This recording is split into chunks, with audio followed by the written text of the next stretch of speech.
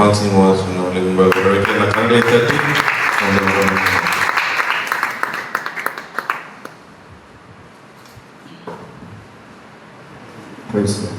கண்களை மூடி ஜெபிப்போம்.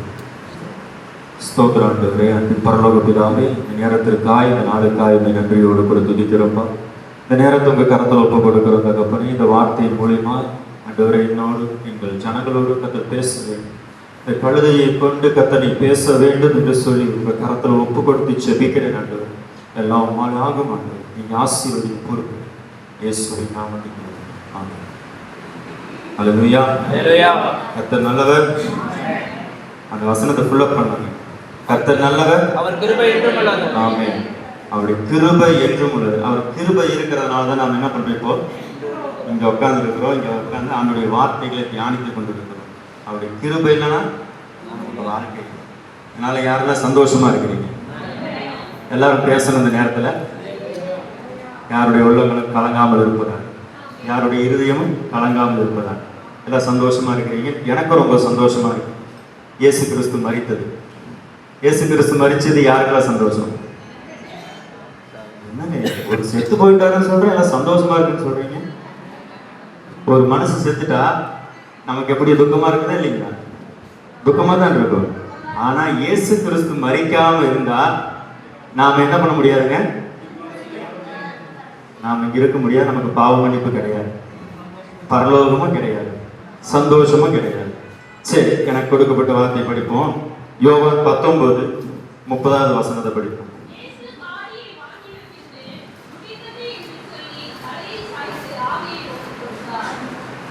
முடிந்தது என்று சொல்லி தலையை சாய்த்து ஆவியை ஒப்பு கொடுத்தார். இயேசு கிறிஸ்து என்ன சொன்னாருங்க? முடிந்தது என்று சொன்னார். என்ன முடிந்தது? கர்த்தர் பிதாவினுடைய சித்தத்தை முடிக்கும்படியாக வந்தார். பிதாவானவர் இயேசு கிறிஸ்துவை இந்த பூமிக்கு அனுப்பினது எதுக்குன்னா, அவருடைய சித்தத்தை முடிக்கும்படிக்கு இந்த பூமிக்கு அனுப்பினார். வேற எதுக்காகவும் இல்லை. நீ என்னுடைய குமாரனா இருக்கிற, பூமியில போய் எப்படியா இருக்கணும்? ராஜாவா இருக்கணும், ராஜரீகமா இருக்கணும், எல்லாருக்கும் முன்பாக என்ன பண்ணணும்? சிங்காசனத்துல உட்காரணும். பரலோகத்துல தேவன் சிங்காசனத்துல உட்கார்ந்துருக்கார். ஆனா இங்க எப்படி இருந்தார் ஆண்டவர்? அடிமையின் ரூபமா இருந்தார். யாருக்காக? நமக்காக. எல்லாரும் இங்க கவனிப்போம். வேத வசனத்தை படிச்சாச்சு. வசனம் கீழே இருக்கட்டும், எல்லாருடைய தலைகளும் மேல இருக்கட்டும். இப்போ இயேசு கிறிஸ்து முடிந்ததுன்னு சொன்னார். பிதாவுடைய சித்தத்தை முடித்தார், ஜெயமாய் முடித்தார். அதனாலதான் ஆண்டவர் என்ன சொன்னாரு? முடிந்தது என்று சொல்லி தன்னுடைய ஆவியை ஒப்பு கொடுத்தார். அப்போ அவரை யாரும் கொல்லல. என்ன சொல்றீங்க? இயேசு கிறிஸ்துவை யாரும் கொல்லல. உண்மையில இல்லைங்களா? அவர் செத்துட்டாருன்னு சொல்றீங்க, அப்புறம் கொல்லலைங்கிறீங்க. இயேசு கிறிஸ்து தன்னைத்தானே தலையை சாய்த்து என்ன பண்ணாரு? ஆவிய ஒப்பு கொடுத்தார். அவருடைய ஜீவனை யாரும் எடுக்கல. அவரை இல்லாம யாரும் அவருடைய ஜீவனை எடுக்க முடியாது. பிதாவுடைய சித்தம் இல்லாம ஒன்றுமே இந்த பூமியில் நடக்காது. அப்படிதான் இயேசு கிறிஸ்துனுடைய ஜீவனும் அவருடைய சித்தம் இல்லாம, அவருடைய விருப்பம் இல்லாம என்ன பண்ணல? பூமியிலிருந்து போகும். அவரே தலையை சாய்த்து என்ன பண்ணாரா? ஆவியை ஒப்பு கொடுத்து நமக்காக மரித்தார். நாமளும் அவருடைய சித்தம் என்னன்னு சொல்லி அறிந்து கொள்ள வேண்டும். நம்ம கர்த்தருடைய பிள்ளைகளா இருக்கிறோம், ரட்சிக்கப்பட்டுட்டோம், நாம சபைக்கு வந்துட்டோம் அப்படிங்க இல்லாம ஆண்டுடைய சித்தம் என்ன, அதை நம்ம என்ன பண்ணுங்க? ஒவ்வொரு நாளும் அறிந்து கொண்டவர்களா இருக்கணும். அதுதான் நம்முடைய வாழ்க்கையில பிரயோஜனமா இருக்கும். நம்முடைய வாழ்க்கையில அது பிரயோஜனமா இருக்கும். கர்த்தர் ஆசீர்வதிப்பாராக. அல்லேலூயா. நாம ஆண்டுடைய சித்தத்தை அறியணும்னா என்ன பண்ணணும்? ஆண்டுடைய சித்தத்தை அறியணும்னா என்ன பண்ணணும்? எல்லாரும் பேசணும்னு சொன்னேன், பேசுங்க. ஆண்டுடைய சித்தத்தை அறியணும் அப்படின்னு என்ன பண்ணணும்? ஆண்டவர்கிட்ட கேட்கணும். ஆண்டவர்கிட்ட, ஏசப்பா என்னை கொண்டு என்ன சித்தம் வைத்திருக்கிறீர்? என்னை கொண்டு என்ன சித்தம் வைத்திருக்கிறீர் ஏசப்பா? என்னோடு கூட பேசுங்க, என்னோடு கூட பேசுங்கப்பா, என்கிட்ட சொல்லுங்கப்பா, என்ன சித்தம் வைத்திருக்கிறீங்க? ஆண்டவரே, உங்களுடைய சித்தம் இல்லாம ஒன்றுமே செய்யக்கூடாது. எதுவாக இருந்தாலும் உங்க சித்தம் போல செய்யணும். என்ன ஒப்பு கொடுக்குறேன். ஆண்டவர் என்ன பண்ணாரு? ஒப்பு கொடுத்தார். சித்தத்தை கேட்டு அறிஞ்சிட்டா மட்டும் பத்தாது, நாம் அதுக்கு என்ன பண்ணோம்? ஒப்பு கொடுக்கணும். இயேசு கிறிஸ்து பிதாவுடைய சித்தத்தை அறிந்தார், செய்து முடித்தார். அப்புறம் என்ன பண்ணாருங்க? தன்னைத்தானே ஒப்பு கொடுத்தார். ஒப்பு கொடுத்து ஜீவனை விட்டார். ஒரு வார்த்தை படிப்போம். மார்க்ல 14வது வசனம் 36 14 அதிகாரம் 36வது வார்த்தையை படிப்போம்.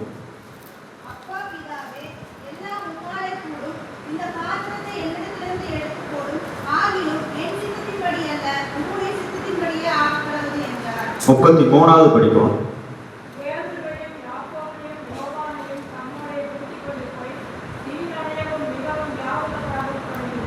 ஆமென். இயேசு கிறிஸ்துக்கு எப்படி அறிவிச்சுக்கலாமா? பயமா இருக்குங்களா? எதை குறித்து? அவருடைய மரணத்தை குறித்து இயேசு கிறிஸ்துக்கு எப்படி அறிவிச்சுக்கலாம்? அது அடுத்த வசனத்திலே போட்டிருக்கு, என் ஆத்துமா மரணத்துக்கு ஏதுவான துக்கம் இருக்கிறது. அப்போ இயேசப்பாவுக்கு எப்படி அறிவிச்சா மரணத்தை குறித்து? ரொம்பவும் பயமா, அதாவது திகில் அடைந்தேன்னு சொல்றாரு. திகில் அடையவும் மிகவும் வியாக்குலப்படவும் ரொம்ப வருத்தப்படவும் கஷ்டப்படவும் தொடங்கினாராம். அப்போ இயேசு கிறிஸ்துக்கு என்னதான் இருந்துச்சு? பயமா இருந்துச்சு. பயம் இருந்தாலும் ஆண்டோட சித்தத்தை நாம் நிறைவேற்றணும். கர்த்தர் ஒருத்தர் மேல ஒரு சித்தத்தை வைத்தாருன்னா என்ன நடந்தாலும் நம்ம என்ன பண்ணுங்க? ஆண்டோட சித்தத்தை நிறைவேற்றணும். யாரெல்லாம் ஆமென் சொல்லுங்க. எது குறுக்க வந்தாலும் ஜீவனே போனாலும் ஆண்டோட சித்தத்தை நிறைவேற்றணும். அதுக்காக தான் நம்ம அழைக்கப்பட்டு இருக்கிறோம். அது நமக்கு கொஞ்சம் பயமாக தான் இருக்கும், தயக்கமாக தான் இருக்கும், தடைகள் வரதான் செய்யும். அதை என்ன பண்ண நாம அதை செய்ய கிருபையை ஆண்டோட பெற்றுக்கொள்ள வேண்டும். அதான் அவருடைய கிருபை என்றும் உள்ளதுன்னு சொல்லப்பட்டிருக்கிற வார்த்தையின்படி அவருடைய கிருபையை நம்ம என்ன பண்ணணும்? பெற்றுக்கொள்ளணும். அடுத்த 35வது வசனத்துல படிச்சோம். 36ல அப்பா பிதாவே எல்லாமே மாலை கூடும் என்று படிச்சோம். அந்த இடத்துல இயேசு கிறிஸ்து பிதாவை நோக்கி ஜெபிக்கிறார். இது ஜெபம்தானுங்க. சற்று அப்புறம் போய் தரையில விழுந்து அந்த வேலை தம்மை விட்டு நீங்க கூடுமானால் அது நீங்க வேண்டும் என்று வேண்டிக் கொண்டு 36 அப்பா பிதாவே எல்லாமே உம்மாலுக்கு கூடும். எதுக்காக அந்த வார்த்தை ஆண்டவர் சொன்னாரு? யாரா சொல்லுங்க பார்க்கலாம். எதுக்காக இயேசு கிறிஸ்து அந்த வார்த்தை? யாரு உருன்னு இருக்காண்டா ஒவ்வொன்று இருக்காண்டா கொஞ்சம் சிரிச்ச முறையில இருக்குல்ல, சிரிச்ச முகமா இருக்கு.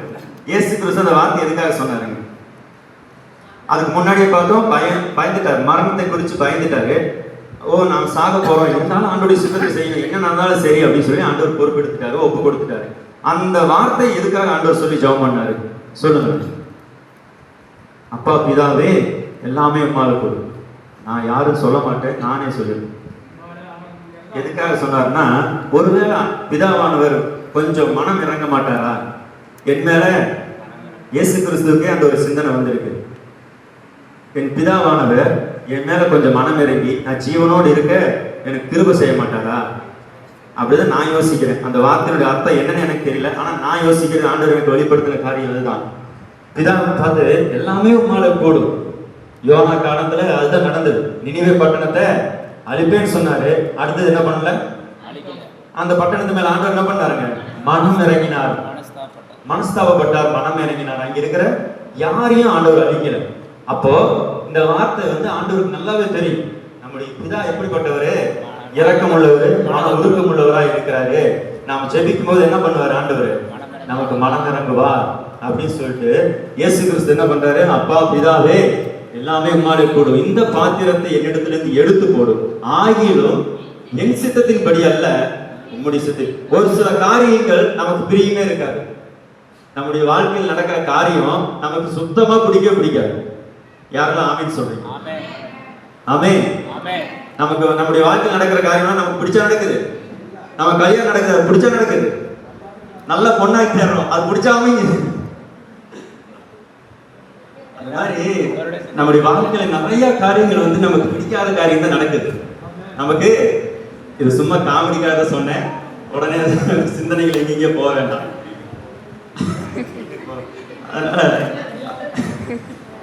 அதனால நம்முடைய வாழ்க்கையில ஒரு சில காரியங்களை ஆண்டவர் அனுமதிப்பாருங்களா?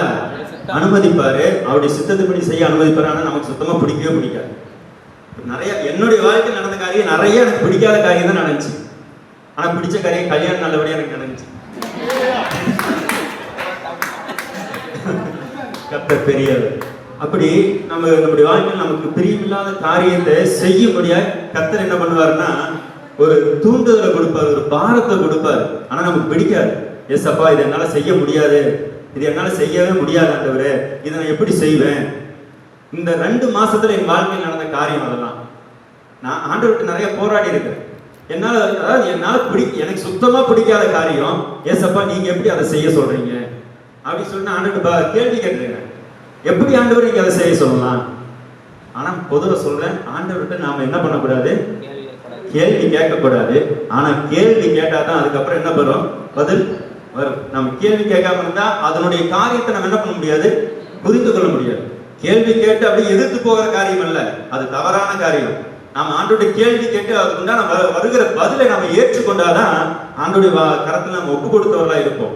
அப்போ ஆகிலும் என் சித்தத்தின்படி அல்ல ஏசப்பா, என் விருப்பம் இல்ல. நான் நம்மளை சொல்றேன், ஏசப்பா நான் என்னுடைய விருப்பம் இல்ல, என்னுடைய விருப்பம் இல்ல ஆண்டவரே, இது எனக்கு சுத்தமா விருப்பம் இல்ல, ஆனாலும் உம்முடைய சித்தத்தின்படியே ஆக கடவுது.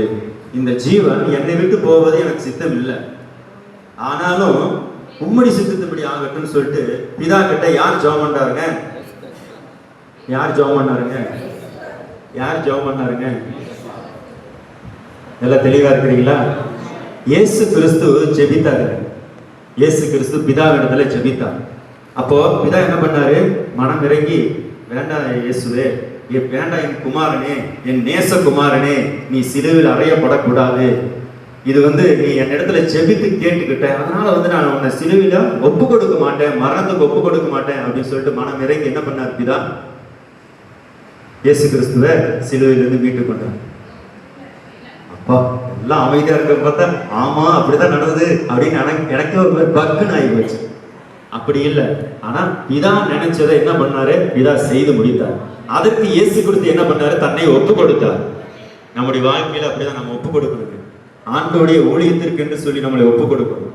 அப்போதான் ஆண்டோடைய சித்தம் என்னன்னு சொல்லி நமக்கு தெரியும். நாம ஜெபிக்கணும், டெய்லி ஜெபிக்கணும். ஜெபிக்கும் போதுதான் ஆண்டோடைய காரியங்கள் நம்ம என்ன பண்ண முடியும், அறிந்து கொள்ள முடியும். வீணாவ நம்ம அதை செய்யறோம் இதை செய்யறோம் சொல்லுகிற காரியம் இல்லை. ஆண்டவருக்காக முழுமையா ஒப்பு கொடுத்து ஆண்டோடைய சித்தத்தை நம்ம என்ன பண்ணணும், அறிந்து கொள்ளவர்களாய், அறிந்து கொண்டு செய்கிறவர்களாய் இருக்கணும். கர்த்தருக்கு முக்கியத்துவத்தை நம்ம கொடுக்க வேண்டும். கர்த்தருக்கு முக்கியத்துவத்தை கொடுக்கும் போதுதான் ஆண்டவர் நம்மோடு பேசுகிற காரியங்களை நம்ம புரிந்து கொள்ள முடியும். அந்த சித்தத்திற்கு யாராலும் குறுக்கு நிற்க முடியாது. யாரு குறுக்கு நின்னாலும் அந்த சித்தம் என்ன பண்ணாது, அந்த சித்தம் மாறாது. ஆண்டவர் கொடுத்த சித்தத்துக்கு நாம எதிர்த்து நின்னோம்னா அந்த சித்தம் மாறுமா?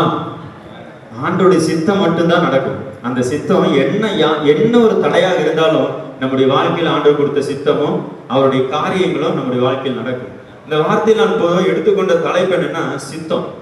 இப்போ பொழுதுனைக்கு சித்தம் சித்தம் சொன்ன பேசுனேன், அப்போ உங்களுக்கு புரிஞ்சிருக்கும், ஓ இதுதான் தலைப்பாட்டு இருக்குது அப்படின்னு. புரிஞ்சுதுங்களா? அல்லேலூயா சொல்லுங்களேன். எல்லாரும் கரங்களை உயர்த்தி அல்லேலூயா சொல்லுவாங்க. சரி, முக்கால்வாசி பேர் கையை தூக்கிட்டீங்க. கர்த்தர் உங்களை ஆசீர்வதிப்பார். அப்படி இயேசு கிறிஸ்துவானவர் ஆண்டோடைய சித்தத்தின், பிதாவுடைய சித்தத்தை நிறைவேற்றும்படியா இந்த பூமிக்கு வந்தார். தன்னுடைய ஜீவனையே கொடுத்தார். அதை நினைவு கூறும்படியா நாம ஒவ்வொரு வருஷமும் என்ன பண்றோம், இந்த நாளை அனுசரித்து வருகிறோம். அதன்படி செய்கிறோமா அப்படிதான் நமக்குள்ள ஒரு கேள்வி. நம்ம அனுசரிக்கிறோம், வருஷம் நம்ம தியானிக்கிறோம். சிலுவை பாடுகள் என்கிறது தினமும் தியானிக்க வேண்டிய காரியம். இயேசு கிறிஸ்து நம்ம எப்படியா வாழ வைத்துக் கொண்டிருக்கிறார் அப்படின்னு சொல்லிட்டு நம்ம டெய்லியும் தியானிக்க வேண்டிய காரியம். ஆண்டவர் நமக்காக பட்ட பாடுகளையும், நமக்காகப்பட்ட கஷ்டங்களையும், துன்பங்களையும், நாம பட வேண்டிய பாடுகளையும் துக்கங்களையும் அவர் என்ன பண்ணார், அவரு ஏற்றுக்கொண்டார். அவரே முன் வந்து ஏற்றுக்கொண்டார். பிதாவுடைய செல்ல குமாரனாக இருந்தும் பாவியாகி எனக்காக இயேசு கிறிஸ்து என்ன பண்ணாரு, வந்து அந்த பாவங்களை ஏற்றுக்கொண்டார். அவர் பரிசுத்தர். கர்த்தர் பரிசுத்தம் உள்ள தேவனா இருக்கிறார். அப்படியா தேவனுடைய சித்தத்தை நிறைவேற்றப்படியே நம்ம ஒப்பு கொடுப்போம். நம்முடைய வாழ்க்கையில அவருடைய சித்தம் மட்டும் தான் நடக்கணும். வேற எந்த ஒரு காரியத்துக்கும் நம்மளை ஒப்பு கொடுக்காதபடி, முக்கியமா வாலிப, நான் ஒவ்வொரு தாட்டியும் இந்த மாதிரி செய்தி ஏதோ நேரத்தில் கொடுக்கும்போது முக்கியமா வாலிப பசங்களுக்காக அதிகமாக சொல்லுவேன். நிறைய பேருக்கு தெரியும், வாலிபர்கள் இந்த வயதுல நம்ம என்ன பண்ணோம், ஆண்டவருக்கு ஒப்பு கொடுக்கணும், ஆண்டோடைய சித்தத்திற்கு ஒப்பு கொடுக்கணும். வேற எந்த ஒரு காரியத்திலையும் உற்சாகமா இருக்கிற, சுறுசுறுப்பா இருக்கிறது ஓகே. ஆனா ஆண்டோடைய காரியத்துல முக்கியமா நம்ம வாலிப பிராயத்துல கர்த்தருக்கு ஒப்பு கொடுத்து கர்த்தருக்காய் வாழணும். மற்ற எந்த வேலையை செஞ்சாலும் சரி, செய்யாம போனாலும் சரி, ஜெபத்துல நம்மளை ஒப்பு கொடுப்போம். டெய்லி ஜெபிக்கிறவர்களாய் மாறுவோம். ஆண்டோடைய காரியங்களை அறிந்து கொள்ளணும், வேதத்தை படிக்கணும், தியானிக்கணும். சபையில ஒரு கூட்டம் சொன்னா நம்ம என்ன பண்ணணும், அந்த கூட்டத்துல கலந்து கொள்ள வேண்டும். எந்த ஒரு மனக்கசப்பும் இல்லாம அந்த கூட்டங்களில் என்ன பண்ணணும், கலந்து கொள்ள வேண்டும். அப்படியே நாம் தேவனிடத்துல ஒப்பு கொடுக்கிறவர்களாய் மாறணும். அப்பதான் நம்முடைய சபையும் வளரும், நாமளும் வளருவோம், நாமளும் ஆசீர்வதிக்கப்படும், நம்முடைய குடும்பங்கள் ஆசீர்வதிக்கப்படும். கர்த்தருக்காக நம்முடைய பிள்ளைகளை ஒப்பு கொடுப்போம். இயேசு கிறிஸ்து பிதாவுக்கு தன்னை ஒப்பு கொடுத்தார். நம்முடைய பிள்ளைகளை நாம் என்ன பண்ணோம்? இயேசு கிறிஸ்துக்கு ஒப்பு கொடுக்கும். இயேசு கிறிஸ்துக்கு ஒப்பு கொடுக்கும். அதுக்காக இயேசு கிறிஸ்து நம்முடைய பிள்ளைகள்லாம் அப்படியே தூக்கிடுவாரு அப்படின்னு இல்லை. நம்முடைய பிள்ளைகளுடைய வாழ்க்கை ஆசீர்வாதமா இருக்கும், கர்த்தருக்கு சாட்சியா இருக்கும். அப்பதான் ஆண்டவர் என்ன பண்றாரு? அதுதான் விரும்புகிற தேவனா இருக்கிறார். ஆண்டவர் சொல்றாரு, சிலுவை சுமந்து கொண்டு போகும்போது ஒரு வார்த்தையை சொல்றாரு. என்ன சொல்றாரு? நீங்க எனக்காக அழ வேண்டாம், பிதாவானவர் சித்தத்தை நான் செய்யறேன், நீங்க எனக்காக அழ வேண்டாம், உங்களுக்காகவும் உங்க பிள்ளைகளுக்காகவும் அழுங்க. அதுதான் முக்கியம். ஏன்னா எல்லாம் பாவத்துல கிடக்குது, எல்லாம் சாபத்துல கிடக்குது, எல்லாம் அசுத்தத்துல கிடக்குது. எனக்கு கீழ்ப்படிய மாட்டேங்குது, என்னுடைய வார்த்தையை ஒவ்வொருத்தரும் கேட்க மாட்டேங்கிறாங்க. அதுக்காக நீ என்ன பண்ணு? உன் பிள்ளைங்களுக்காக அழுங்க, உங்க பிள்ளைங்களுக்காக அழுங்க. சின்ன குழந்தையா இருந்தாலும் சரி, பெரிய வாலிப பிள்ளைகளா இருந்தாலும் சரி, என்ன பண்ணுங்க? அவங்களுக்காக அழுங்கன்னு சொல்றாரு. நாம என்ன பண்றதுல அதுக்காக அழுகுறதே கிடையாது. எப்படியோ போயிட்டு போகுது. அப்படிதானுங்க? ஆமான்னு தலையாட்டுங்க அப்படி சொல்றீங்களா? இல்ல, நாம ஜெபிக்கிறோம், எப்படியோ போயிட்டு போகுது, நாம விடுறதில்ல. ஆனா நம்ம என்ன பண்ணோம்? அதுக்காக கருத்தா ஜெபிக்கிறவங்களா இருக்கணும். கர்த்தருக்கு ஒப்பு கொடுப்போம், தேவனுடைய ஊழியத்திற்கு நம்முடைய பிள்ளைகளை ஒப்பு கொடுப்போம். கர்த்தர் எடுத்து பயன்படுத்துவார், வல்லமையாக எடுத்து பயன்படுத்துவார். கர்த்தருக்கு சித்தமானது அவர் கையினாலே நம்முடைய வாழ்க்கையிலே வாய்க்கும், நம்ம குடும்பத்தில் நம்முடைய பிள்ளைகளுடைய வாழ்க்கையிலே வாய்க்கும். என்னென்னமோ பேசணும்னு சொல்லி நினைச்சிட்டு வந்தேன், ஆனா நான் நினைச்சது ஒண்ணு கூட நான் பேசுறேன். கர்த்தருக்கு ஸ்தோத்திரம். நிஜமா தான் சொல்றாங்க, என்னென்னமோ பேசணும் அப்படின்னு சொல்லி நினைச்சிட்டு இருந்தேன். ஆண்டோட சித்தம் மட்டும் வெளிப்பட்டு இருக்குது. கர்த்தர் பெரியவர். இந்த வாய்ப்பை கொடுத்த என் தேவாதி தேவனுக்கு நன்றி. இன்னொரு சின்ன சாட்சி மட்டும் சொல்லி முடிச்சிட்டு போயிருந்தேன். இந்த வார்த்தைகளை கொடுக்கும்போது நான் இந்த வார்த்தைக்கு நான் பேசுறேன் அப்படின்னு சொல்லலை. ஆனா அதுக்கப்புறம் வீட்டுக்கு போயிட்டு சரி நாம பேர் கொடுத்துருந்தா பரவாயில்லையே அப்படின்னு சொல்லிட்டு எனக்கு ஒரு வருத்தம். என் வீட்டுக்காரமாவும் பிடிச்சி திட்டாங்க. ஏன் பேரை கொடுக்க வேண்டியதானே, பேர் கொடுத்து பேசுறதுக்கு என்ன உங்களுக்குலாம் அப்படின்னு சொல்லிட்டு சொன்னாங்க. அதுக்கு மேலே எந்த வார்த்தையும் சொல்லலை, பேரை கொடுக்க வேண்டியதானு சொன்னாங்க. அதுக்கப்புறம் நான் பாஸ்டருக்கு ஃபோன் பண்ணேன், ஐயா எல்லாம் ஃபுல்லாகிடுச்சு, நீங்களாம் பேச முடியாது அப்படின்ட்டாரு. ஏன் முதல்ல பேரை கொடுக்க வேண்டியதானே அப்படின்னு சொல்லிட்டு அவரும் திட்டினாரு. அப்படிங்களா ஐயா, சரிங்கய்யா கர்த்தருக்கு ஸ்தோத்திரம் அப்படின்னு சொல்லிட்டு ஃபோனை வச்சுட்டேன். அதுக்கப்புறம் அவங்க திட்டினாங்க, எங்கள் வீட்டுக்காரவங்க திட்டினாங்க, விடு கர்த்தருக்கு சித்தமானா நான் ஒரு வார்த்தையை பேச முடியும், அது எனக்கு பிடிச்ச வார்த்தையை நான் பேச முடியும் அப்படின்னு சொல்லிட்டு அவங்ககிட்ட சொல்லிட்டு முடிச்சிட்டேன். அதுக்கப்புறம் தான் போன வார்த்தை தெரிஞ்சது, ஐயா அந்த வார்த்தை இருக்குது நீங்க பேசுறீங்களா அப்படின்னு. ஒரு ஆள் அதுலேருந்து கழிந்து விட்டார்கள், தாங்கள் அதை பேசுகிறீர்களா அப்படிங்கிற மாதிரி ஒரு வார்த்தை எனக்கு வந்தது. கர்த்தருக்கு ஸ்தோத்திரம்.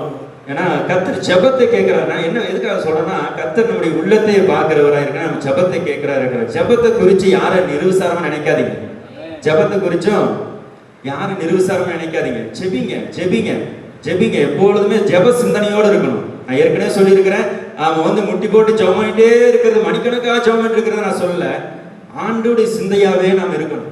அப்போ ஆண்டோடைய சிந்தையாவே நாம் இருக்கும்போது ஆண்டவர் என்ன பண்ணுவாரு? நம்முடைய சிந்தைகளை அறிந்தவராக இருக்கிறார்.